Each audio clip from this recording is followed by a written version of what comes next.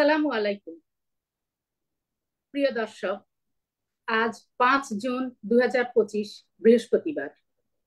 আগামীকাল পবিত্র ঈদ উল আজহা। ঈদের আন্তরিক শুভেচ্ছা ও ভালোবাসা জানিয়ে শুরু করছি আজকের টক অব দ্য উইক আলোচনা অনুষ্ঠান। আমি কুলসুম আক্তার সুমি। পরিচালনায় আমার সাথে আছেন এইচবি রিতা। আজ আমাদের সাথে আছেন জয়নাল আবেদিন, যিনি আগেও আমাদেরকে সময় দিয়েছেন। জয়নাল আবেদিন বর্তমানে বাংলাদেশি আমেরিকান অ্যাডভোকেসি গ্রুপের সম্মানিত সভাপতি এবং একজন রিয়েল এস্টেট ব্যবসায়ী। 3 দশকের বেশি সময় ধরে কমিউনিটিকে নিরলসভাবে সেবা দিয়ে যাচ্ছেন তিনি। জয়নাল আবেদিন, আপনাকে আজকের অনুষ্ঠানে স্বাগত জানাচ্ছি। প্রিয় আপনাকে দর্শক, ধন্যবাদ। ধন্যবাদ জানাচ্ছি। ঈদ মোবারক জানাচ্ছি সারা আপনাদের যে প্রথম আলোর আহ, সকল দর্শক শ্রোতা এবং বিহাইন্ড দ্য সিন যারা কাজ করছেন সবাইকে, প্রথম আলো পরিবারকে এবং সারা বিশ্ব মুসলিমকে ঈদের শুভেচ্ছা জানাচ্ছি। মুসলিম নন মুসলিম অ্যালাইক। কারণ ঈদ যেহেতু আনন্দের দিন, উৎসবের দিন, আমাদের প্রিয় নবী হুজুর পাক সাল্লাল্লাহু আলাইহি সাল্লাম বলেছেন প্রত্যেক জাতি গোষ্ঠীর খুশির দিন থাকে, আমাদের খুশির দিন হচ্ছে ঈদের দিন। সেহেতু আজকে আরাফার দিন ছিল, আমরা সবাই জানি। আহ হাদিস শরীফের মর্মানুসারে আমরা যতটুকু বুঝতে পারি যে আরাফার দিন হচ্ছে বৎসরের সর্বশ্রেষ্ঠ দিন। তো আমরা তেমন একটি দিন অতিবাহিত করলাম এবং আজকে ঈদের রাত। এই মুহূর্তে সারা বিশ্ববাসীকে আবারও পবিত্র ঈদ উল আজহার শুভেচ্ছা এবং আন্তরিক অভিনন্দন জানাচ্ছি। ধন্যবাদ মিস্টার জয়নুল আবেদিন। আহ, অনুষ্ঠান শুরুর প্রারম্ভিক পর্যায়ে দর্শকদেরকে একটু বলে রাখতে চাই, প্রথম আলো ইউএসএ ফেসবুক লাইভে দেখা যাচ্ছে এই অনুষ্ঠানটি। এছাড়া আমাদের ওয়েবসাইট প্রথম আলো ny.com, আমাদের ইউটিউব চ্যানেল প্রথম আলো ইউএসএ শেয়ার করে এবং সাবস্ক্রাইব করে আপনারা আমাদের সঙ্গে থাকুন। আপনারাও আমাদেরকে সঙ্গে রাখুন। ফিরে যাচ্ছি আমাদের অতিথির কাছে। আহ আমরা জানি ঈদুল আজহা মানেই কোরবানি, মানেই ত্যাগ। কোরবানির প্রকৃত শিক্ষা হলো আত্মত্যাগ, মানবতা এবং সমবেদনা। আপনার কাছে জানতে চাই যে এই উৎসবটাকে আপনি কিভাবে দেখেন ব্যক্তিগতভাবে। ধন্যবাদ। ধন্যবাদ। যেমনটি বলছিলাম, আমাদের প্রিয় রাসূল সাল্লাল্লাহু আলাইহি সাল্লাম বলেছেন প্রত্যেক জাতি গোষ্ঠীর একটা খুশির দিন থাকে, আমাদের খুশির দিন হচ্ছে ঈদের দিন।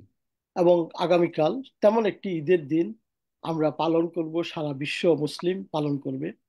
তবে এবারের ঈদের দিনের একটা ভিন্নতা রয়েছে, আমরা সবাই জানি। যদিও আমরা উত্তর আমেরিকায় বসে বা পৃথিবীর বিভিন্ন দেশে বসে অত্যন্ত আনন্দঘন পরিবেশে আমরা ঈদ উদযাপন করব, ঈদ পালন করব, কোরবানি দেব, আহ শুভেচ্ছা বিনিময় করব, ঠিক সেই মুহূর্তে পৃথিবীর এমন কিছু অঞ্চল রয়েছে, এই মুহূর্তে আমি তাদেরকে স্মরণ করতে চাই যে যারা ঈদের আনন্দ তো দূরের কথা, তারা সকালের সূর্যটা দেখবে কিনা, অথবা যদি কোনো কারণে সূর্য দেখে বিকালের অস্তমিত সূর্য দেখবে কিনা তার কোনো নিশ্চয়তা নাই। এমন একটি মুহূর্তে আমরা ঈদ উদযাপন করছি। আমরা সহমর্মিতা জানাই সেই সকল নরনারীর প্রতি যারা তাদের জীবনের এমন একটি দুঃসহ সময় অতিক্রম করছে, এবং মহান রাব্বুল আলামিনের দরবারে অত্যন্ত কায়মনো বাক্যে ফরিয়াদ করছি যাতে আল্লাহ রাব্বুল আলামিন অতি তাড়াতাড়ি সম্ভব এই অবস্থার অবসান ঘটান এবং একটি সুন্দর সুস্থ পরিবেশ পৃথিবীতে ফিরে আসে, শান্তির পৃথিবী যাতে আমরা দেখতে পাই। সবার জন্য তো ধন্যবাদ, আপনাকে অনেক ধন্যবাদ। আহ এই কোরবানি প্রসঙ্গে আরেকটি বিষয় উম, জানতে চাই যে কোরবানির আগে আমরা দেখি যে ফেসবুকের আমরা যখন স্ক্রল করি দেখি যে অনেক পশুর, গরুর মুখ বেঁধে রাখা হয়, কিংবা কোরবানির আগে পশুদেরকে রাতভর ঘুমোতে দেওয়া হয় না। অনেক সময় তাদেরকে যে অস্ত্রটি দিয়ে তাদের কোরবানি করা হবে সেগুলো তাদের সামনেই ধারানো হয়, ধার দেওয়া হয়। বিভিন্ন রকমের বিষয়গুলো আমরা দেখতে পাই। তো পশুরও প্রাণ আছে বা আবেগ আছে, আমরা বলি আবেগ অনুভূতি আছে। সেক্ষেত্রে কোরবানি যেহেতু মুসলমানদের জন্য হালাল, আহ আপনি কিভাবে মনে করেন যে কোরবানির আগে পশুকে আসলে কিভাবে যত্ন নেওয়া দরকার বলে আপনি মনে করেন? ধন্যবাদ। আপনি যে বিষয়টি এনেছেন এতে অত্যন্ত মানবিক। যে প্রাণ হিসাবে প্রত্যেকটি পশুর একটা অনুভূতি থাকে, মানুষের যেমন অনুভূতি আছে পশুরও সে অনুভূতি আছে। আমরা অনেকে বিড়াল পালন করে থাকি, আমারও আছে। জি। এবং আহ, তো আমরা দেখি যে একটা পশু, মানে যেহেতু উদাহরণটা এই জন্য দিচ্ছি যে তার সাথে আমাদের যে প্রতিনিয়ত যে ইন্টারাকশনটা, সেটা আমাদেরকে একটা শিক্ষা দেয় যে তাকে আদর করতে চাইলে বা সে আদর পাওয়ার জন্য কেমন করে, অথবা তাকে যদি কেউ বকাঝকা করে সে মনে হয় যেন কিছুটা বুঝতে পায়। বুঝতে যখন পারি। তার খাওয়ার প্রয়োজন হয়, আর যদি আমরা খাওয়াটা না দেই, সে সে কিভাবে আদায় করতে হবে সেটা জানে। তো এই যে একটা ভাবের আদান প্রদান, যদিও কথা বলতে পারে না, তো অনুভূতি অবশ্যই সেটি একটি অত্যন্ত মানবিক বিষয়। তো আপনি যে প্রসঙ্গটা এনেছে কোরবানির বিষয়ে, কাল শুধু মুসলমানরা নয়, সারা পৃথিবীর জাতি ধর্ম গোষ্ঠীর মানুষ পশু ভক্ষণ করে থাকে। এবং ভক্ষণ করার জন্য একটা সহজাত প্রক্রিয়া হচ্ছে খাওয়ার জন্য, সেটি হলো জবাই করা, বা যে কোনো ভাবে যে কোনো পশুটাকে ভাবে সেটা। হত্যা করে খেতে হয়, কিল করে খেতে হয়। সেটা বিভিন্ন পদ্ধতিতে হতে পারে, জবাইয়ের পদ্ধতি আছে বিভিন্ন রকমের, পৃথিবীর বিভিন্ন দেশে বিভিন্ন ভাবে সেটা করে থাকে।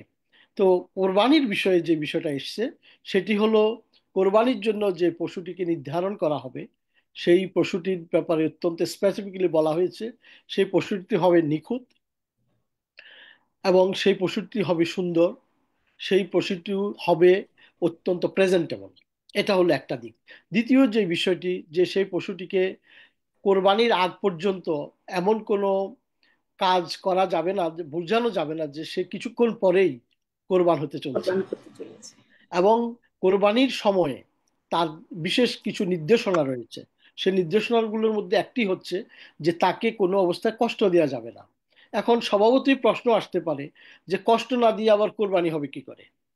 আসলে বিষয়টা হলো এমন যে কোরবানি তাকে হতে হবে, করতে হবে, কিন্তু কোরবানি করার সময় যে প্রক্রিয়াটা অত্যন্ত সহজ এবং অত্যন্ত এত হাদিস শরীফে এমনভাবে বিস্তৃত আছে যে এই পশুটাকে কোনো অবস্থায় কোরবানি করার সময় কষ্ট দেওয়া যাবে না। অর্থাৎ তাকে অত্যন্ত ধারালো ছুরি দিয়ে, যদি ছুরি দিয়ে, আমাদের দেশে আমরা বাংলাদেশের যারা মানুষ আমরা দেখেছি, সেখানে হাতে স্লটার করা হয়। পশুর গলার এমন একটি অংশে কাটা হয়, যে অংশে কাটার সাথে সাথে কিন্তু সে কিছুক্ষণের মধ্যেই, অল্প কিছুক্ষণের মধ্যেই সে নিস্তব্ধ হয়ে যায়। আমরা আমেরিকাতে দেখে থাকি তারা আরেকটা প্রক্রিয়া অবলম্বন করে, সেটি হচ্ছে যে আম, এখানে মেশিনের মাধ্যমে করা হয়, অথবা কোনো কোনো ক্ষেত্রে মাথায় শুট করে করা হয় যাতে পশুটা একটু নিস্তব্ধ হয় তারপর করে। এখন বিষয়টা হচ্ছে যে ইসলামের শরীয়তের দৃষ্টিকোণ থেকে যেটি বলা হয়েছে সেটি হলো যে কোনো অবস্থায় পশুটাকে কষ্ট দেওয়া যাবে না, এবং যত তাড়াতাড়ি সম্ভব তাকে আহ, বিনা কষ্টে তাকে জবাই করতে হবে। এবং তার শরীরটা যখন নিজের থেকে স্তব্ধ হবে, তখন তার হাড়, মানে মাংস থেকে যে চামড়াটা আলাদা করা, সেই ব্যবস্থা করতে হবে। এখন এটা হচ্ছে এটা হচ্ছে শরীয়তের প্রক্রিয়া। এখন যদি কেউ না মেনে থাকে, সেটা তো সেই রেসপন্সিবিলিটি কিন্তু ইসলাম নিবে না, শরীয়ত নিবে না। তো ব্যক্তিগত আমরা ব্যাপার। যাতে এই ব্যাপারে যত্নবান হই, কারণ এটা পশুর হক। দ্বিতীয় যে বিষয়টি, যে তাকে এমন কোনো কিছু দেখানো যাবে না যে তার সামনে আরেকটা পশুকে কোরবানি করা যাবে না, এটা হচ্ছে নিয়ম। যেখানে আপনি একটা পশু কোরবানি করবেন, যাতে অন্য যে পশুটাকে কোরবানি করার জন্য অপেক্ষা রেখেছেন কোনো অবস্থায় সে যাতে না দেখে, না এটা দেখে। হচ্ছে নিয়ম। এবং ধন্যবাদ। কোরবানি করার সময় আপনার অনুভূতিটা এমন হতে হবে, কারণ এর প্রেক্ষাপট যদি আমরা আলাপ করি সেটা হবে, দেখবেন হজরত ইব্রাহিম আলাইসাল্লাম, উনার প্রিয় প্রিয় আল্লাহ জীবন। রাব্বুল আলামিন অনেক বয়সে সন্তান দান করলেন, ছেলে ছেলে সন্তান। উনার সন্তান হচ্ছিল না, কিন্তু বৃদ্ধ বয়সেও উনার যখন অপ্রীতিকর বয়স, তখন উনি আল্লাহর দরবারে সন্তানের জন্য, নেক সন্তানের জন্য দোয়া করতেন। এবং আল্লাহ একটি পর্যায়ে এই বৃদ্ধার ঘরে একটা সন্তান দিলেন। সে সন্তানটা যখন মোটামুটি একটু কথা বলতে পারে, হাঁটাচলা করতে পারে, বড় হয়েছে, 6-7 বছর বয়স, তখন আল্লাহ হুকুম করলেন যে আহ, ইব্রাহিম আলাইসাল্লামকে যে উনার প্রিয় বস্তুকে কোরবানি করার জন্য। তখন উনি কিন্তু 3 দিনে 300 দুম্বা বা ওট, দুম্বা কোরবানি করলেন। কিন্তু এরপরেও দেখা গেল আল্লাহর সন্তুষ্টি হচ্ছে না। অর্থাৎ বারবার উনি স্বপ্নে দেখছেন যে উনার প্রিয় বস্তুকে কোরবানি করার জন্য। তখন তো উনি এই বিষয়টা উনার স্ত্রী সাথে শেয়ার করলেন, এবং উনি স্ত্রীর সাথে শেয়ার করার পরে উনি একটি মাত্র জিনিস দেখলেন যে পৃথিবীতে উনি সবচেয়ে পরে যে জিনিসটাকে ভালোবাসে, প্রাণাধিক ভালোবাসে আমরা বলি, প্রত্যেকটা সন্তানই বাপ মার কাছে অত্যন্ত আদরের। তো উনিও যেহেতু এই বয়সে একটা সন্তান পেয়েছেন, অবশ্যই ওনার সন্তানটা আদরের। তখন উনি দেখলেন যে একমাত্র উনার সন্তানটাই উনার কাছে এত আদরের। সুতরাং এই আল্লাহ রাব্বুল আলমীর সন্তুষ্টির জন্য উনি সন্তানকে কোরবান করার জন্য, জবাই করার জন্য আহ মনস্থ করলেন, এবং সন্তানের সাথেও বিষয়টা আলাপ করলেন। হজরত ইসমাইল আলাইসাল্লাম যিনি নবীও হয়েছিলেন, তো যখন উনার সাথে আলাপ করলেন, উনি উনার আব্বাকে হজরত ইব্রাহিম আলাইসাল্লামকে অভয় দিয়ে বললেন যে আপনি আপনার উপর আল্লাহ রাব্বুল আলমিনের সন্তুষ্টির জন্য আপনার উপরে নির্দেশিত যে কাজটা সেটা করেন, এবং আমাকে ধৈর্যশীলদের মধ্যে অন্তর্ভুক্ত পাবেন। কত বড় কথা! কেউ যত কিছুই করুক জীবনের থেকে মায়া যে, ত্যাগ করতে পারে না জি সেটাই জি, জীবনের এত মূল। বড় একটা স্যাক্রিফাইস, এত বড় একটা মায়ার জিনিসকে উনি কোরবান দিয়ে আল্লাহর সন্তুষ্টির জন্য আমাদের কাছে যে উদাহরণ স্থাপন করলেন। আল্লাহ রাব্বুল আলামিন তো আসলে কোরবানি তো চান না। আমরা যে গরু গোস্ত খাই, মহিষ, গরু, ছাগল, বিভিন্ন কিছু কোরবানি দেই, আল্লাহ রাব্বুল আলামিন তো কোনো কিছুই খান না। কিন্তু আমাদের যে নিয়ত, আমাদের যে তাকওয়া এর মধ্যে অর্জিত হয়, সেটাই আল্লাহ কবুল করেন। তো তখন যখন উনি ওনার ছেলেকে চোখ বেঁধে, ওনার ছেলে বুদ্ধি দিলেন যে আপনি, আপনাকেও চোখ বাঁধতে হবে, আমারও চোখ বাঁধতে হবে, কারণ যদি আমাকে জবাই করার সময় আপনার চোখ আমার চোখে পড়ে যায়, হয়তো মায়া আসতে পারে, তাহলে আপনি আপনার উপর অর্পিত যে দায়িত্ব সেটি পালন করতে সক্ষম হবেন না। যেমন বাবা তেমন ছেলে, বুঝেই যায়। তখন উনি চোখ বেঁধে নিলেন এবং অত্যন্ত ধারালো ছুরি দিয়ে উনার উনাকে জবাই করার জন্য ঠিক করলেন। যখন সবকিছুই জবাই ঠিকই করলেন, কিন্তু যখন দেখলেন আহ, কি জবাই হলো, বেহেশত থেকে আল্লাহ রাব্বুল আলমিন একটা দুম্বা হজরত ইসমাইল আলাইসাল্লামের জায়গায় প্রতিস্থাপন করলেন, এবং ইসমাইল আলাইসাল্লাম উনার পাশে দাঁড়িয়ে সেই দৃশ্য দেখছিলেন। তো আমরা কি শিক্ষা পাই? শিক্ষা হচ্ছে ত্যাগের মহিমায় আমরা কতটুকু নিজেদেরকে উদ্ভাসিত করতে পারি। এর একটি উদাহরণ পৃথিবীতে দ্বিতীয় আর নাই। দ্বিতীয় যে জিনিসটি হচ্ছে যে আল্লাহর সন্তুষ্টির জন্য যিনি আমাদেরকে সৃষ্টি করেছেন, সেজন্য আমরা কি করতে পারি, এটাই হচ্ছে আল্লাহর দরবারে গৃহীত এবং পরীক্ষিত বিষয়। ধন্যবাদ জানাল আবেদিন। এবার আমি আরেকটু অন্য প্রসঙ্গে যাই, যে বাংলাদেশে আসলে খুব কঠিন একটা সময়ের মধ্যে দিয়ে যাচ্ছে, আমরা সবাই জানি। বাংলাদেশ পরিসংখ্যান ব্যুরোর তথ্য বলছে যে গত মার্চ মাসে সার্বিক মূল্যস্ফীতি ছিল 9.35 শতাংশ। এর আগের মাসে ছিল সেটা 9.32 শতাংশ। এবং মার্চে খাদ্য বহির্ভূত পণ্যের মূল্যস্ফীতি বেড়ে হয়েছে 9.70 শতাংশ। এছাড়া দেশে কর্মসংস্থানের অভাব বা অন্যান্য যেসব সংকটগুলো ছিল, সেগুলো তো আছেই, সেগুলো সবই আছে।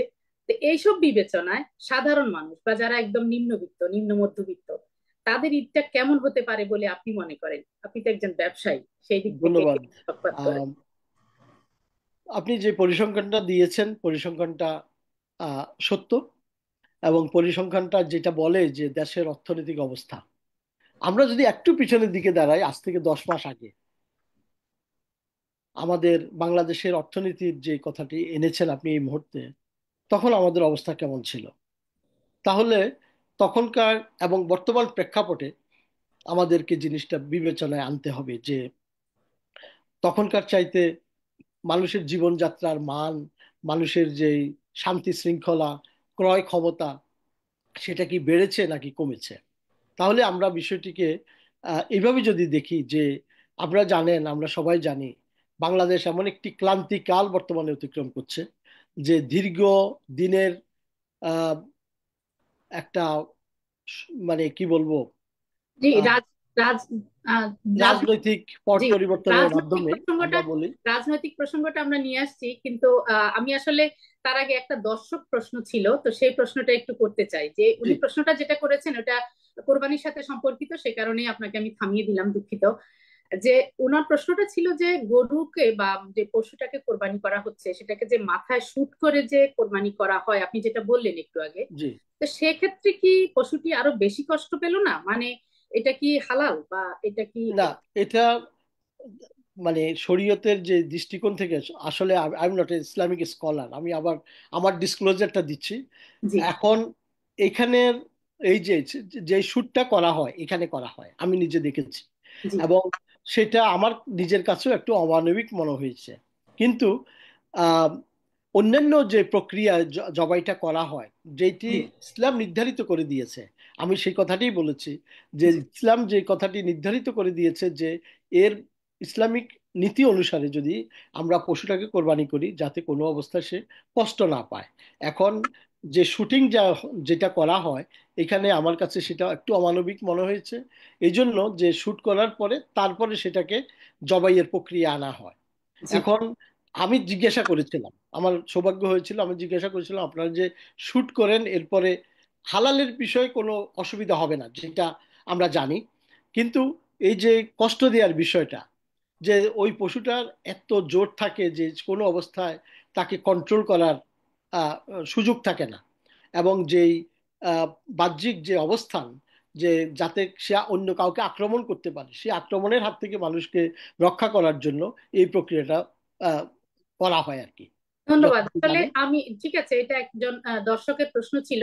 তো এই প্রসঙ্গে মানে কোরবানি প্রসঙ্গে আমি আপনাকে আরো একটা প্রশ্ন করতে চাই। সে প্রশ্নটা হচ্ছে যে কেউ কেউ মনে করেন বা কারো কারো হয়তো বর্তমান সময়ে এসে অনেকেই আহ, বিশেষ করে মাংস বা এ ধরনের খাবারের প্রতি স্বাস্থ্যগত কারণেই অনেকের সমস্যাও থাকে বা ডাক্তাররা নিষেধ করেন, সবকিছু মিলিয়ে কারো কারো মতে বা কেউ কেউ মনে করেন যে কোরবানির বদলে যে অর্থটা দিয়ে তারা কোরবানি করবেন সেটা যদি দুস্থদের সাহায্য করা যায় সেটা ভালো হয়। বা আসলে কি ভালো হয়, আপনার মতামত কি?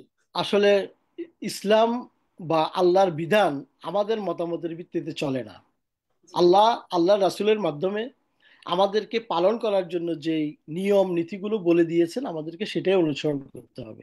যেমন ধরুন, আমরা যখন রোজা রাখতে পারি না, তখন ইসলামের বিধান হচ্ছে যে আপনি একজন দুস্থ মানুষকে খাওয়াতে হবে, যে তার তিন বেলা যাতে সে খেতে পারে সেটার জন্য একটা প্রক্রিয়া রেখেছে।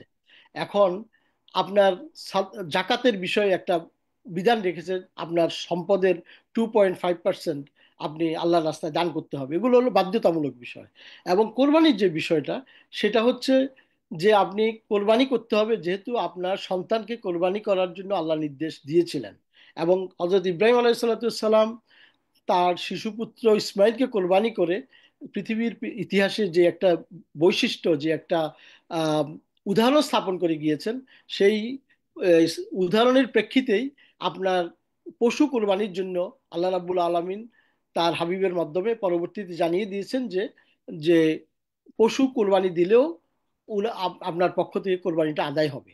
সুতরাং এই ক্ষেত্রে আমরা পশুকেই কোরবানি করতে হবে, এবং আপনি যেটা দুস্থকে দান করবেন, বরঞ্চ এমনও দেখা যায় যে হয়তো আমরা আমেরিকাতে দেখি না, কিন্তু বাংলাদেশে এমনও পরিবার আছে যারা বছরে ঈদের দিনেই একটু গরুর গোশত বা আম, খাসির গোশত, এই ধরনের গোশত খাওয়ার সুযোগ হয়। তো এটা তাদের জন্য একটা আহ, অবারিত সুযোগ নিয়ে আসে। এবং আপনি যদি সামর্থ্যবান হন, আপনি আপনার কোরবানির যেই অংশ, কোরবানির গরু বা যেই যেই পশুর যে পশু। মাংসটা আপনি পাবেন, সেটাকে আপনি যেটা সুন্নত হচ্ছে যে 3 ভাগ করার জন্য বিধান রয়েছে। তোর মধ্যে 1 ভাগ নিজের পরিবার পরিজনকে নিয়ে খাওয়ার বিধান রয়েছে, 1 ভাগ আলাদা করে দেওয়া হবে দুস্থদের জন্য, আরেক ভাগ হচ্ছে নিজস্ব আত্মীয় স্বজনের জন্য। এই যে বিধানটা ইসলামের, এই যে সবাইকে ইনক্লুসিভ একটা বিধান, সবাইকে নিয়ে ঈদ উদযাপন করা যাতে কেউ বাদ না পড়ে, এর মাধ্যমে সেই জিনিসটা রক্ষে মানে সম্মান জানানো হচ্ছে। দ্বিতীয় যে বিষয়টি আমরা দেখেছি, যে আপনি দুস্থদের মধ্যে কোরবানির গোশত যেমন দান করবেন, সেই সাথে আপনি কিছু অর্থ দান করেন যাতে তারা ময় মশলাগুলো, প্রয়োজনীয় আনুষঙ্গিক জিনিসগুলো নিতে পারে। ফলে একটি আরেকটা জিনিসের সাবস্টিটিউট হবে না। অর্থাৎ কোরবানি যেটা ওয়াজিব করা হয়েছে, যে কোনো পশু দিয়ে কোরবানি করা, আহ, সেটাকে না করে আপনি শুধুমাত্র দান করার মাধ্যমে আপনার ওয়াজিব আদায় হবে না। সুতরাং এই জিনিসটা মনে রাখতে হবে যে যেই প্রক্রিয়ায় যেইভাবে আমাদেরকে যে আবাদতটি করার জন্য আল্লাহ রাব্বুল আলামিন নির্দেশ দিয়েছেন, আমাদেরকে সেভাবেই করতে হবে। অসংখ্য ধন্যবাদ। আসলে এবার আমরা একটু অন্যদিকে যাই, এতক্ষণ আমরা কোরবানি বিষয় নিয়েই ছিলাম। বাংলাদেশের রাজনৈতিক বিভাজন মানে রাজনৈতিক প্রসঙ্গটা নিয়ে একটু কথা, যদি আপনি বলছিলেন আমি তখন আপনাকে থামিয়ে দিয়েছিলাম। বাংলাদেশের রাজনৈতিক বিভাজন বা জটিলতা তো এই মুহূর্তে একটা চরম অবস্থার মধ্যে বিরাজ করছে, আমরা সবাই দেখতে পাচ্ছি। সংস্কার নাকি নির্বাচন, এই আলোচনাটা তুঙ্গে, মানে জি। ফেসবুক থেকে শুরু করে সোশ্যাল মিডিয়া বা গণমাধ্যম, অন্যান্য গণমাধ্যম যেখানেই যাই সেই এই আলোচনাগুলো চলছে। ডিসেম্বরের মধ্যে নির্বাচন চাইছে বিএনপি, আবার অন্তর্বর্তীকালীন সরকার, যে সরকারটি এখন বাংলাদেশে রয়েছে, সেই সরকারটা চাচ্ছে যে ডিসেম্বর থেকে আগামী জুনের মধ্যে নির্বাচন হয়তো দেওয়ার একটা চিন্তা ভাবনা করছে। তো আমরা জানি যে নির্বাচন ছাড়া আসলে গণতন্ত্র পূর্ণাঙ্গ হতে পারে না, এটা সত্য কথা। বর্তমানে বাংলাদেশের সংস্কার এবং নির্বাচন, এই দুটো বিষয় কোনটা খুব গুরুত্বপূর্ণ বলে আপনি মনে করেন, বা আপনার বিবেচনায় আসলে এই রাজনৈতিক অবস্থা সম্পর্কে একটু বলেন এটা। আচ্ছা, ধন্যবাদ আপনাকে। এটা অত্যন্ত ছোট্ট একটা প্রশ্ন, কিন্তু এর কিন্তু আলোচনা অত্যন্ত ব্যাপক। কারণ এর আলোচনা যদি করার জন্য যে রাজনৈতিক, আমি প্রথমে বলে দিচ্ছি, আমার বাংলাদেশের কোনো রাজনৈতিক সংগঠনের সাথে জড়িত নই। আমি আহ, বাংলাদেশের কোনো রাজনীতির সাথে জড়িত নই। আমি আমেরিকান ডেমোক্রেটিক একজন মেম্বার, ডেমোক্রেটিক দলের। জাস্ট ফর দর্শকদের জন্য আমি আমাকে পরিষ্কার করে দিচ্ছি। সুতরাং আ- আমার কথাগুলো আহ, বাংলাদেশের, আমরা আসলে এখানে মতামত জানতে চাইছি আপনার। এখানে আসলে কেউই রাজনৈতিক কোনো দলের হয়ে বা কোনো রকমের ওইভাবে কেউ কথা বলছি জি না। ঠিক আছে, দ্যাটস রাইট। মানে আমি আমার জিনিসটা একটু পরিষ্কার করে দিলাম যে আমার স্ট্যান্ডটা কোথায়। জি, ধন্যবাদ। আর যে বিষয়টা এনেছেন, আমরা একটি কথা সত্য যে পৃথিবীর যে যেখানেই থাকি না কেন, বাংলাদেশি হিসাবে আমরা বাংলাদেশকে কনসার্ন করি, প্রতিটি মুহূর্তে লালন করি, প্রতিটি মুহূর্তে স্বপ্ন দেখি, এবং প্রতিটি মুহূর্তে আমাদের মনের নিংড়ানো ভালোবাসায় আমাদের বাংলাদেশ মায়ের ভূমি, সেটি কোনো সন্দেহ নাই। তো সেই দৃষ্টিকোণ, এবং মায়ের দেশকে ভালোবাসতে হবে, এটা ইমানের অঙ্গ। সেই দৃষ্টিকোণ থেকে আহ, আমি যে জিনিসটা প্রত্যক্ষ করেছি যে আজকে নির্বাচন বা সংস্কার কথাটি এসছে, আমরা যদি ফিরে যাই যে গত 54 বছর বাংলাদেশ স্বাধীন হয়েছে, স্বাধীনতার পর আমরা বর্তমানে যে রাজনৈতিক দলগুলোকে দেখছি, যে বিএনপি বলেন, আওয়ামী লীগ বলেন, জামাত বলেন, এই তিনটি দল মোটামুটি ক্ষমতায় ছিল, এবং ক্ষমতায় থেকে ক্ষমতার কি মজা তারা পেয়েছে। এখন কে কিভাবে উপভোগ করেছে সেটা তাদের নিজস্ব দৃষ্টিভঙ্গি, নিজস্ব মূল্যায়ন। কিন্তু আমরা দেখেছি গত 54 বছরে বিভিন্ন ছড়াই উতরাই পেরিয়ে বাংলাদেশ একটা, এবং বর্তমানে একটা ক্লান্তিকাল অতিক্রম করছে। আমরা দেখেছি গত জুলাই অভ্যুত্থানের মধ্য দিয়ে অগাস্টে যে সরকার গঠিত হলো, এটিকে অন্তর্বর্তী সরকার নাম দেওয়া হয়েছে। যদিও অন্তর্বর্তী সরকার পলিটিক্যাল গভর্নমেন্ট না, বা আহ, এই ধরনের একটি অন্তর্বর্তী সরকারের যে রূপরেখা আমাদের সংবিধানেও নাই। নাই। কিন্তু তারপরেও সংবিধানের 106 ধারার আহ, বিশেষ একটা মতে যে এমন একটি সরকার গঠিত হয়েছে যেটা আহ, যে ম্যান্ডেট নাই সেটা আমি বলবো না, কারণ জনগণ এমন একটি পর্যায়ে উপনীত হয়েছিল, তাদের জনগণের সামনে আর কোনো বিকল্প ছিল না। বিকল্প ছিল। এমন একটি মুহূর্তে যে বাংলাদেশের 18 কোটি ছাত্র জনতা, শ্রমিক, কৃষক, মেহনতি মানুষ একত্রিত হয়ে স্বাধীনতার পর দ্বিতীয় একটি যে অভ্যুত্থান হলো বলতে হবে, যে 24-এর গণ অভ্যুত্থান, এতে কোনো সন্দেহ নাই। এবং সেই অভ্যুত্থানের মধ্য দিয়ে একটা তথাকথিত নির্বাচিত সরকার আহ, পালাতে বাধ্য হইল। শুধু সরকার প্রধান নয়, সরকারের গ্রাম থেকে শুরু করে শহরের, মানে প্রত্যেকটা মহল্লার নেতা বলেন, ইউনিয়ন, জেলা, উপজেলার নেতা বলেন, আজকে কাউকে খুঁজে পাওয়া যাচ্ছে না। এমন একটি অবস্থায় এই সরকার তখন বাংলাদেশকে উপনীত করেছিল। দুর্নীতির দিক থেকে বলেন, আমরা জানি লক্ষ লক্ষ কোটি ডলার বাংলাদেশ থেকে পাচার হয়ে গিয়েছে, এবং একটা বিশেষ সুবিধাবাদী মহল সেই সুবিধাটা নিয়েছে। তো দুর্নীতির দিক থেকে এবং মানুষের জীবনযাত্রা অত্যন্ত অসহনীয় হয়ে উঠছিল। গণতান্ত্রিক আমরা যে মূল্যবোধের কথা বলি, মানুষ ভোট দিবে, নির্বাচিত হবে, এই ধরনের পরিবেশে ছিল না। বিরোধী দল বলতে একটা গণতান্ত্রিক রাষ্ট্রের জন্য একটা শক্ত বিরোধী দল খুবই জরুরি সব সময়। কিন্তু সেই বিরোধী দল দেখা যেত যে সরকারি দলের পাঁচ আটা গোলামের মতো কাজ করছে। অর্থাৎ তারা যেটা বলতো ঠিক সেটাকে তারই প্রতিধ্বনিত হচ্ছিল। এই যে অবস্থা, গৃহপালিত অবস্থা বিরোধী থেকে, দল। জি, মানুষের গৃহপালিত, সামনে জি, জি, গৃহপালিত বিরোধী দল। গৃহপালিত বিরোধী দল, সুন্দর বাংলা বলতে। হ্যাঁ। তো এই যে গৃহপালিত বিরোধী দলের মানে একবার না দুইবার না, আমরা দেখেছি যে নির্বাচন ঘোষণা করা হয়েছে, 154টা আসনে কোনো ধরনের প্রতিদ্বন্দ্বিতা নাই।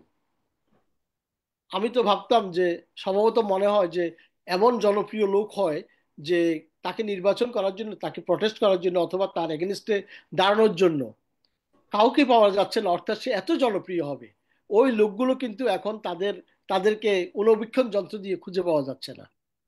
তাহলে বোঝা গেল ওইটা জনপ্রিয়তার জন্য ছিল না, সেটা ছিল একটা স্বৈর শাসনের একটা নৈতিক অবক্ষয়ের একটা প্রতিচ্ছবি। তো এবং আমরা দেখেছি যে আহ, একটা স্লোগান যেটা হচ্ছিল যে নির্বাচন ঘোষণা করেছে নির্বাচন কমিশন, ভোট দিয়েছে প্রশাসন, আর রেজাল্ট দিয়েছে, মানে এই ধরনের একটা স্লোর কিন্তু চালু হয়ে গিয়েছিল যে 2018 নির্বাচনের পরে, বিশেষ করে যে না 2023 যে নির্বাচন, যে নির্বাচনটা দিয়েছিল যে কো- আসলে ভোট দেওয়ার প্রয়োজন হতো না মানুষের। মানুষ যখন ভোট কেন্দ্রে যেত তখন বলা হতো যে আপনার ভোট দিয়ে দেওয়া হয়েছে, আপনাকে কষ্ট করে দেওয়া হবে না। অর্থাৎ গণতন্ত্র বলেন, মানুষের অধিকার বলেন, মানুষের সামাজিক নিরাপত্তা বলেন, সর্বদিক থেকে এমন একটি অবস্থার মধ্যে বাংলাদেশের মানুষ উপনীত হয়েছিল যে কারো কোনো নিরাপত্তা ছিল না। এবং আমরা জানেন যে বাংলাদেশ মতো একটা স্বাধীন দেশে একই সাথে 57 জন সেনা অফিসার, এবং মানে কি স্বৈরাচারী কায়দায় তাদেরকে হত্যা করা হলো। তারপরে মানুষ যাদেরকেই পলিটিক্যালি ভিন্ন মতের মানুষগুলোকে গুম খুম, এই আয়নাঘরের মতো আহ, বিভিন্ন ধরনের মাধ্যমে তাদেরকে বছরের পর বছর শায়েস্তা করা হতো। এবং মানুষ যাকে ভিন্ন মতের মানুষ হলে তাকে ধরে নিয়ে কোনো বিচারের আহ, বালাই ছিল না, তাকে মেরে পানিতে ডুবিয়ে দেওয়া হতো। এই ধরনের হাজার হাজার প্রমাণের প্রেক্ষিতে যখন বাংলাদেশের মানুষগুলো জেগে উঠলো, এই পরিস্থিতির সৃষ্টি হয়েছে। এখন আমরা দে- আজকে যারা রাজনৈতিক প্রেক্ষাপটে নির্বাচন চাচ্ছেন বা সংস্কার চাচ্ছেন সরকার, সেখানে একটু আলাপ করা যায়। এতক্ষণ যে কথাগুলো বললাম সেটি রাজনৈতিক দলগুলোর ঘাড়েই পড়বে, কারণ আহ, বাংলাদেশ একটা স্বাধীন সার্বভৌম দেশ। সেখানে পররাষ্ট্রনীতিক দিক থেকে বলেন, সামাজিক দিক থেকে বলেন, অর্থনৈতিক দিক থেকে বলেন, এমন একটা পর্যায়ে ছিল যেটি ছিল অত্যন্ত আহ, মানুষের জীবনযাত্রার মান ছিল অত্যন্ত আহ, এক কথায় বলতে গেলে মানুষ একটা দুর্বিষহ অবস্থার মধ্যে দিয়ে চলছিল। এবং এক শ্রেণীর মানুষ, তারা তাদের ধন সম্পদের কোনো অভাব ছিল না, আর আরেক শ্রেণীর মানুষ জীবন জীবিকার জন্য একটা দুর্বিষহ অবস্থার মধ্যে ছিল।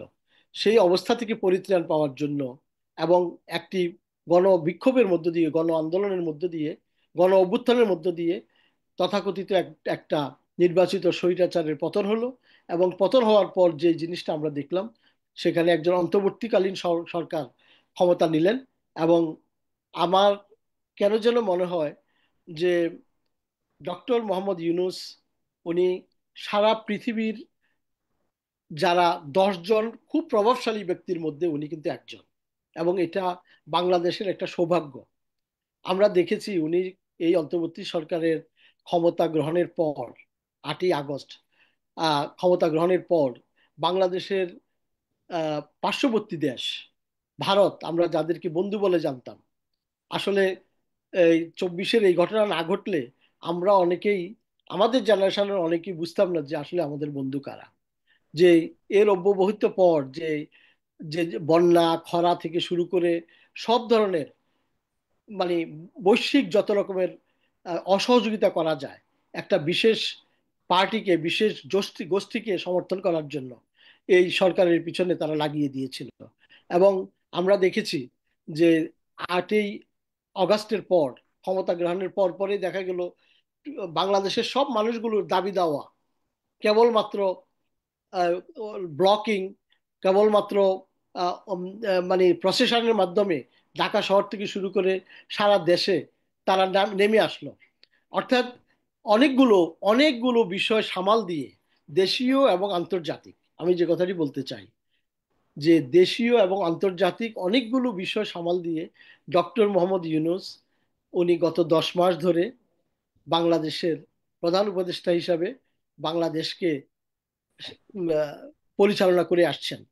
তো এই প্রেক্ষিতে আমরা যখন দেখি যে বৈদেশিক মানে আন্তর্জাতিকভাবে এই বিষয়গুলো উনি কিভাবে মোকাবেলা করছেন, এই 84 বছরের একজন অপ্রীতিকর আমি বৃদ্ধ বললে ওনার প্রতি মানে অবিচার করা হবে।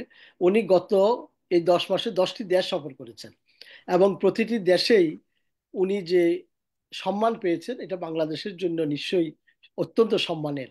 এবং শুধু তাই নয়, যেখানে গিয়েছেন আন্তর্জাতিকভাবে যে বাংলাদেশের যে সমর্থন প্রয়োজন ছিল, যেমন পার্শ্ববর্তী দেশ ভারত, আমরা যাদেরকে বন্ধু বলে জানতাম, তারা যেভাবে অসহযোগিতা করছিল এবং আমাদের অর্থনীতির উপর যে ধরনের প্রভাব বিস্তার করে তারা এই গত 54 বছর ধরে এসেছিল, সেই অবস্থাকে মুক্ত করার জন্য আমার যা দেখছি যে ডক্টর ইউনূসের বিকল্প ছিল না। জি, তো ধন্যবাদ। আমি জয়নাল আবেদিন। জি, জি হ্যাঁ, কুসুম আক্তার সুমি, অসংখ্য ধন্যবাদ আমাকে ইনপুট ধন্যবাদ। দেওয়ার জন্য। আমি আসলে শুনছি আপনাদের কথা। জয়নাল আবেদিন অবশ্যই জানেন যে আমি আসলে ক্যামেরার পিছনে বসে সবার কথাই খুব মনোযোগ দিয়ে শুনি। তো আমি একটু চলে আসছি ক্যামেরার সামনে, সবার সামনে, জয়নাল আবেদিন, আপনার কাছে একটু জানতে চাওয়ার জন্য, যেহেতু আপনি একটু দেশের বর্তমান অবস্থা নিয়ে কথা বলছিলেন। আমাদের যে এখন আমরা যেটা দেখতে পাচ্ছি, সম্ভবত সুমির আরো প্রশ্ন আছে, আমি একটা বিষয় আপনার কাছে জানতে চাই। এই যে এখন আপনি সংস্কার কিংবা নির্বাচন নিয়ে কথা বলেন, এখন যে বিএনপি চাপ দিচ্ছে যে ডিসেম্বরের মধ্যে নির্বাচন করতে হবে, কিন্তু ডক্টর ইউনূস কিন্তু ওই সেই একবারই উনি যেটা বলেছেন যে হয়তো সামনের বছর মার্চের মধ্যে কিংবা, এখনো উনি কোনো প্রতিশ্রুতি দেননি বিএনপিকে। এবং আমরা দেখেছি যে তারেক রহমান যাদের বিগত 15-16 বছর যেখানে তারেক রহমান কথা বলতে পারেননি, আওয়াজ তুলতে পারেননি, সেখানে তারেক রহমানকে আমরা দেখেছি যে আঙ্গুল উঁচিয়ে উনি ডক্টর ইউনূসকে হুমকি দিচ্ছেন ডিসেম্বরের মধ্যে নির্বাচন দিতে হবে। এবং এমনভাবে উনি হুমকিটা দিচ্ছেন, কথাটা বলছেন, ওনার ওনার যে বার্তাটা, সেটা মনে হচ্ছে যে ডক্টর ইউনূস এখনো যেহেতু কোনো প্রতিশ্রুতি দেননি নির্বাচন কবে হবে, মনে হচ্ছে যে ডিসেম্বরের মধ্যে যদি না দেওয়া হয় তাহলে আরেকটা জুলাই বিপ্লবের মতো কিছু ঘটে যেতে পারে। একটু আপনার কাছে এটা জানতে চাচ্ছি যে আসলে বিএনপি এই মুহূর্তে কোন অবস্থানে আছেন। ওকে, ধন্যবাদ। আমি যে কথাটি বলছিলাম যে নির্বাচন অবশ্যই প্রয়োজন। একটা গণতান্ত্রিক ব্যবস্থা নির্বাচন হচ্ছে একটা গণতান্ত্রিক ব্যবস্থাতে ফিরে যাওয়ার একটা সোপান, কোনো সন্দেহ নেই। এখন বাংলাদেশের প্রেক্ষাপট যদি আমরা দেখি যে বিএনপির অবস্থান, আপনি বলেছেন স্পেসিফিক্যালি, বিএনপি বাংলাদেশের একটি অত্যন্ত সংগঠিত এবং জনপ্রিয় রাজনৈতিক দল, কোনো সন্দেহ নেই। কিন্তু এটাও আমরা দেখেছি গত 15-16 বছর বিএনপি ঘর থেকে বের হতে পারেনি। বিএনপির প্রধান নেত্রী বেগম খালেদা জিয়া অত্যন্ত জনপ্রিয় নেত্রী, যিনি জীবনে কোথাও ইলেকশনে ফেল করেননি। একসাথে যতগুলো সংসদ নির্বাচনে উনি অংশগ্রহণ করেছেন, প্রত্যেকটাতে প্রত্যেক বছর উনি 5টি আসনে নির্বাচন করতেন এবং উনার ফেল হওয়ার কোনো রেকর্ড নাই। এত জনপ্রিয় একজন নেত্রী। কিন্তু উনাকে যখন ঘরের মধ্যে বন্দি করে রাখা হলো, উনার বাড়ির সামনে বালির ট্রাক ছিল, তখন কিন্তু বিএনপির কোনো নেতা, বিএনপির আন্দোলন করেছে ঠিকই, কিন্তু তখন এই বালির ট্রাক কিন্তু সরাতে পারে নাই। আন্দোলন হয়েছে গত 15-16 বছরে, রাইট। বিএনপি যতটুকু ত্যাগ স্বীকার করতে হয়েছে, তাদের যত কর্মী হত্যা হয়েছে, তাদের যত কর্মীর আহ হাত পা ভেঙে দেওয়া হয়েছে, তাদের অনেক কর্মী গুম করা হয়েছে, কোনো সন্দেহ নেই। কিন্তু বাস্তব প্রেক্ষাপট হচ্ছে যে গত 10 মাস আগে বিএনপির বর্তমান নেতৃবৃন্দ যেভাবে কথা বলছেন, আমি নাম ধরে বলতে পারি, যেটা দেখলাম, সালাউদ্দিন সাহেব, উনি, আমরা জানতাম উনি গুম হয়েছেন এবং এখন খবরের কাগজে বিভিন্ন প্রিন্ট মিডিয়া সুবাদে আমরা জানতে পাচ্ছি যে কেমন গুম হয়েছিলেন উনি। ভারতে অত্যন্ত আরামদায়ক একটা অবস্থায় রাইট। ছিলেন, বাংলো বাড়িতে ছিলেন এবং উনি লুঙ্গি পরে আগের আহ, আহ, নবাবদের মতো কর্মীদের সাথে দেখা করতে আসতেন এবং ওখানে উনার সব ধরনের ব্যবস্থা ছিল। আমরা আমরা এবং উনি যখন ওখান থেকে আসেন এই বিপ্লবের পর, উচ্ছ্বসিত প্রশংসা যে এই নাবালক ছেলেগুলো আমাদেরকে মুক্ত করে আনছে, তাদেরকে আমাদের সম্মান জানানো উচিত।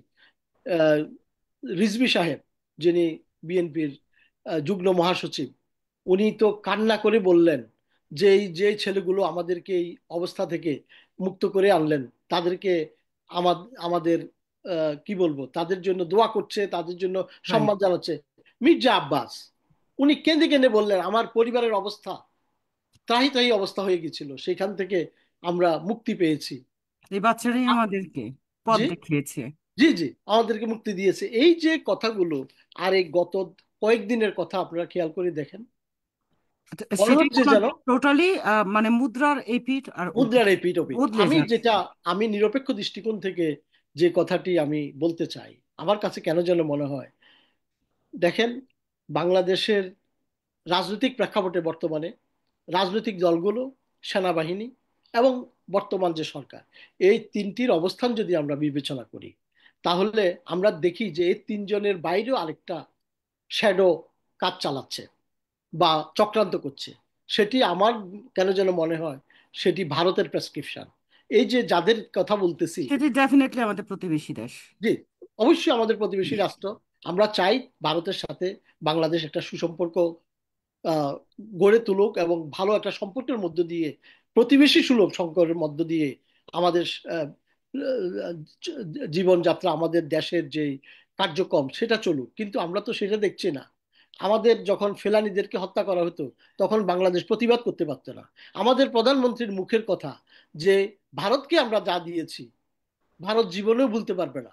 ওনাকে যখন জিজ্ঞাসা করা হলো ট্রানজিটের জন্য কোনো পয়সা নিবেন কিনা, উনি বললেন যে আমরা নিতে জানি না, শুধু দিতে জানি। অর্থাৎ এর চাইতে দানবীর আর আমরা কাউকে দেখিনি। কিন্তু এগুলোর বিনিময়ে আমরা কি পেলাম? আমরা কি পারাক্কার সমাধান করতে পেরেছি? সেই সরকার কি তিস্তার ন্যায্য হিস্যা আদায় করতে পেরেছে? অর্থনৈতিক যে ইমব্যালেন্সড, বাংলাদেশের সাথে ভারতের যে আদান প্রদানের যে ইমব্যালেন্স, সেটা কি করতে পেরেছে? বাংলাদেশ কি কোনোদিন, ভারত নয় শুধু, সারা পৃথিবীর সাথে বর্তমান যে অবস্থায় আছে, এই ধরনের কোনো সম্মানের জায়গায় ছিল? আমরা তো দেখি না ছিল। তো সেই প্রেক্ষিতে আন্তর্জাতিকভাবে বাংলাদেশ আজকে, পৃথিবীর মানুষ দেখছে যে বাংলাদেশ একটা সঠিক ডাইরেকশনের দিকে যাচ্ছে, এতে কোনো সন্দেহ নাই। এবং গণ অভ্যুত্থান যদি না হতো, সেদিনের এই ছাত্র জনতা যদি বেরিয়ে না আসতো যেভাবেই হোক, তাহলে আজকের এই উত্তরণ কিন্তু ঘটতো না। আজকে আমরা দুঃখের সাথে বলতে হয়, আমি কয়েকদিন আগেও দেখলাম যে বর্তমান যারা উপদেষ্টা আছে, বিশেষ করে ইয়াং উপদেষ্টা যারা, তাদের পিএসরা অনেক টাকার মালিক হয়ে গেছে, যেটা অত্যন্ত দুঃখজনক। আমি জানি না ঘটনাটা কতটুকু সত্য, তবে আমরা চাই নিরপেক্ষ তদন্তের মাধ্যমে দোষী হলে অবশ্যই তাদেরকে শাস্তি দিতে হবে।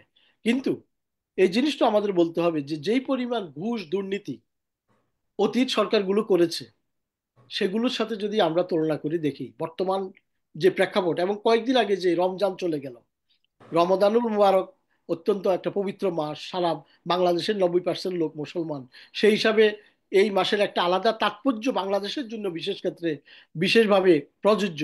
আমি এবার যে নিউজগুলো পেয়েছি বা যে খবরের কাগজ, প্রিন্ট মিডিয়ার মাধ্যমে আমরা যা জানতে পেরেছি, এই বছর যেই পরিমাণ আহ, আরামে, যত দ্রব্যমূল্য অনায়াসে মানুষ নিয়ন্ত্রিত ছিল। রোজা পালন করতে পেরেছে, গত 50 বছরও তা পারেনি, গত 53 বছরে তা পারেনি।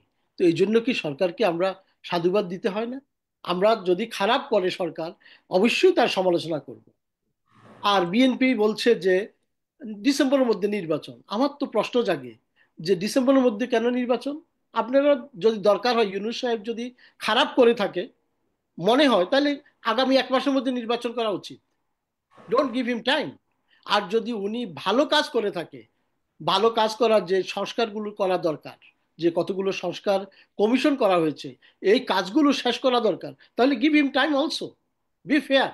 সেটা দিচ্ছে যদি না এখন, যেটা হচ্ছে যে অনেক লীগ সমর্থকরা তারা এখন সরাসরি বিএনপির পক্ষে তারা পোস্ট করছেন, লিখছেন, এবং তারা বলছেন যে আম, মানে আমাদের বাংলাদেশে আওয়ামী লীগ এবং বিএনপি দুইটাই রাজনৈতিক দল, এর বাহিরে আর কাউকে আমরা আসতে দিব না। তো বিষয়টা হচ্ছে আমার যেটা মনে হয় আর কি, যে ডক্টর ইউনূসের যে পরিকল্পনাটা বাংলাদেশকে নিয়ে ছিল এবং আছে, সেটাকে কোনোভাবেই তারা আম, মানে মানতে পারছে না। বাস্তবায়িত করতে ওরা দিবে না। এখন যেহেতু আওয়ামী লীগ সরকার এখন নিষিদ্ধ হয়েছে, তো এখন তারা এখন বিএনপি, তাদের তো কারো না কারোর সাথে যুক্ত হতে হবে। তো দেখা যাচ্ছে যে তারা এখন বিএনপির সাপোর্টার হয়ে দাঁড়াচ্ছেন, এবং বিএনপি যারা বিগত 15-16 বছরে কথা বলতে পারেননি, তারা ভাবছে হয়তো যে এইটাই মোক্ষম সুযোগ।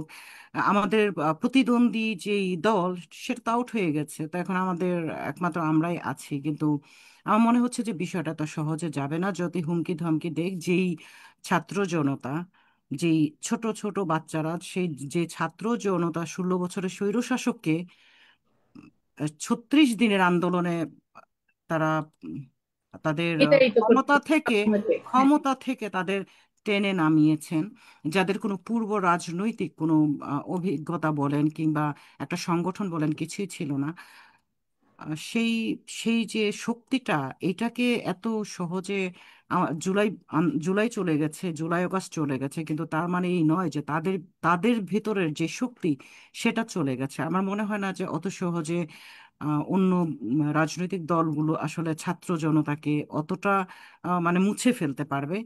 তবে যাই হোক, খুব ভয়ানক কিছু হয়তো বা হতে যাচ্ছে কিংবা হবে, এবং এখানে ওই যে বলে না, বলিদান আমি হবে আমাদের আপনার সাথে একটু সাধারণ বিষয়টি জনগণ। অ্যাড করি, সেটি হচ্ছে যেখানে 18 মানে ডিসেম্বর হলে বোঝা যায় যে 18 মাস হবে, অর্থাৎ আমাদের এই অন্তর্বর্তী সরকার ক্ষমতা গ্রহণের পর সেনা প্রধান এক ধরনের একটা বক্তব্য রেখেছিলেন, এবং মনে হয় কোনো একটা পত্রিকার বা কোনো একটা আউটলেটের সাথে উনি সাক্ষাৎকারে বলেছিলেন উনি 18 মাসের একটা প্রেসক্রিপশন দিয়েছিলেন।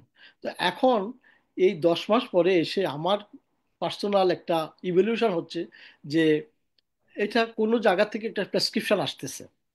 যদি তা না হতো, আমরা দেখি যে বিএনপি যা বলছে আওয়ামী লীগের কথাগুলোই বলছে, এবং বিএনপির বর্তমান যেসব কমিটিগুলো হচ্ছে সেখানে কোথাও কোথাও দেখি যে 20 জন যদি কমিটিতে থাকে 17 জন আওয়ামী লীগের লোক, অর্থাৎ ওই দলীয় যে বাণিজ্য সেটা হরদমচে চলছে। এবং দেখা যায় যে বিএনপির লোকগুলো পয়সা খেয়ে আওয়ামী লীগের লোকগুলোকে আশ্রয় পুনর- প্রশ্রয় দিচ্ছে এবং পুনর্বাসনের ব্যবস্থা করছে এটা সেটা। বাস্তবতা, রাজনৈতিক বাস্তবতা। এবং আওয়ামী লীগ একটা শক্তিশালী দল, কোনো সন্দেহ নাই। এবং তারা যে গত 15-16 বছর যে দুর্নীতি করছে, কোটি কোটি ডলার বিদেশে তো পাচার করছেই, দেশে বিদেশে তাদের সম্পত্তির পাহাড়, কারো কারো চিন্তাই করতে পারে না। তো এই এই পয়সাগুলো এখন তারা এই রাজনৈতিক বিভাজনের জন্য খাটাবে। এবং তার উপরে যে বিষয়টা আছে যে আমাদের পার্শ্ববর্তী দেশ ভারত কখনো চায় না আমাদের দেশটা উন্নত হোক, ভারত কখনো চায় না আমাদের দেশটা মাথা উঁচু করে দাঁড়াক। আমরা স্বাধীনতা যারা ছোট ছিলাম, আমরা দেখেছি শুনেছি যে স্বাধীনতার অব্যবহিত পর ভারত আমাদের উপর কেমন অত্যাচার করেছে। লাইট বাল্বগুলো পর্যন্ত তখন তারা খুলে নিয়ে গিয়েছিল। আপনারা জেনে থাকবেন যে major general Jalil major Jalil not general, উনি একজন দেশপ্রেমিক মুক্তিযোদ্ধা, এবং আহ, যখন প্রতিবাদ করলো তখন দেখা গেল যে তখনকার সময় জাসদের হাজার হাজার কর্মীকে তখন খুন করা হলো, হত্যা করা হলো।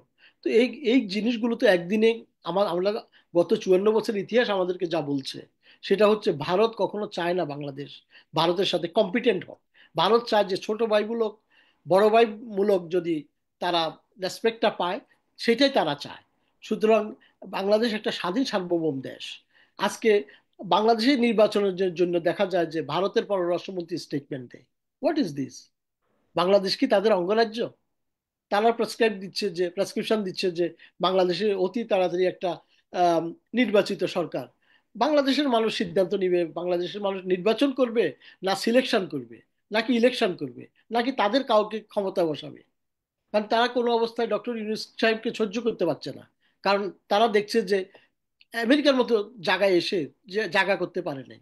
জাপানে ডক্টর ইউনূস গিয়েছেন, ওখানে উনি $1 বিলিয়ন প্রতিশ্রুতি পেয়েছেন। G7-এর ইয়ে থেকে যে কানাডার যে সম্মেলন ছিল সেখানে মোদিকে বাদ দেওয়া হয়েছে। এই ধরনের জিনিসগুলো যখন তারা দেখছে যে বাংলাদেশের রাজনৈতিক অবস্থান, বাংলাদেশের প্রেক্ষাপট এবং বাংলাদেশের বর্তমান অবস্থান তাদের পাশে, তারা সহ্য করতে পারছে না। এই প্রেসক্রিপশনগুলোর কারণে আমাদের জন জনগোষ্ঠীর মধ্যে একটা বিভাজন সৃষ্টি করার সুযোগ পাচ্ছে।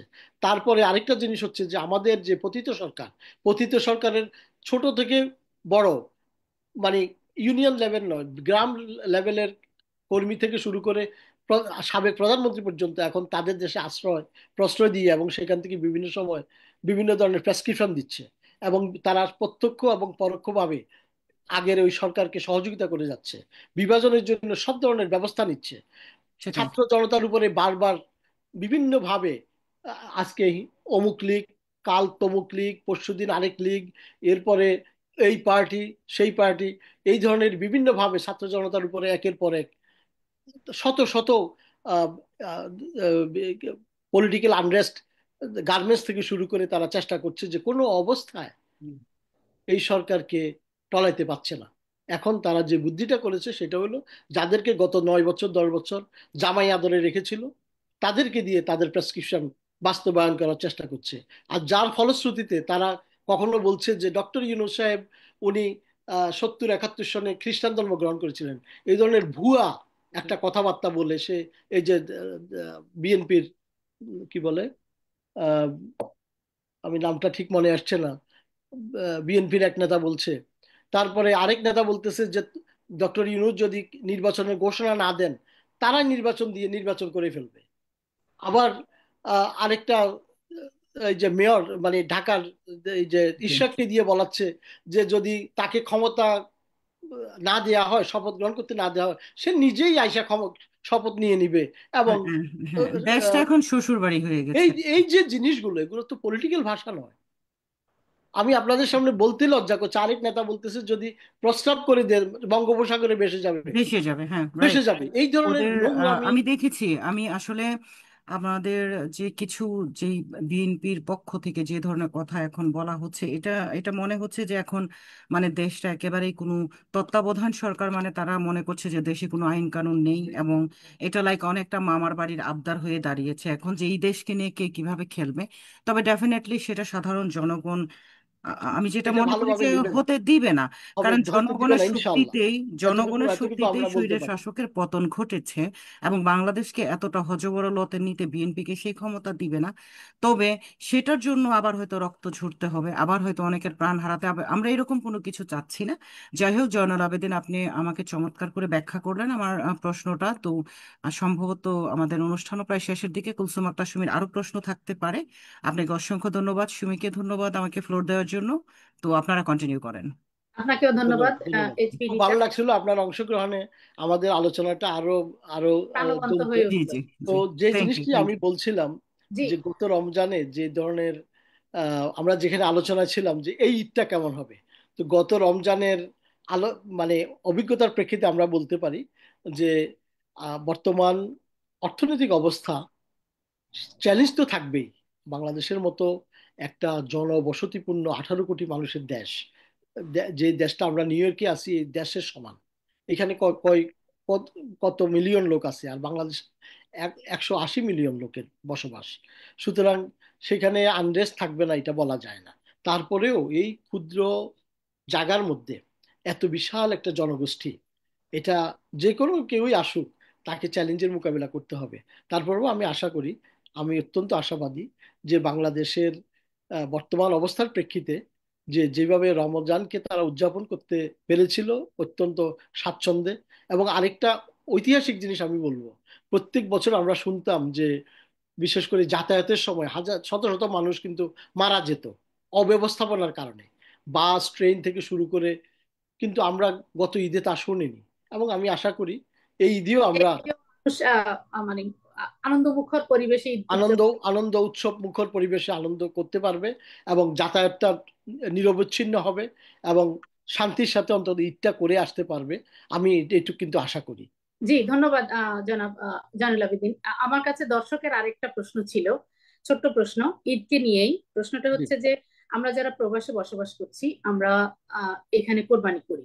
আপনি জি, যেটা বললেন বা ইসলামের যেটা বিধান যে কোরবানির একটা অংশ, 3 ভাগের 1 ভাগ হচ্ছে দুস্থদের মধ্যে বিতরণ করতে হবে, আর একটা ভাগ হচ্ছে আত্মীয় স্বজনের মধ্যে, বাকিটা পারিবারিক ভাবে নিজেরা খাওয়ার জন্য। তো এখানে অনেকেরই হয়তো সেভাবে হয়তো আত্মীয় স্বজনও নেই, আবার দুস্থদেরকেও পাওয়া যায় না। সেক্ষেত্রে আমরা এখানে কিভাবে কোরবানির মাংসটাকে উপভোগ করতে পারি ধর্মীয় শরীয়ত অনুযায়ী? ধন্যবাদ, ধন্যবাদ। অত্যন্ত সুন্দর একটি সময়োযোগী প্রশ্ন।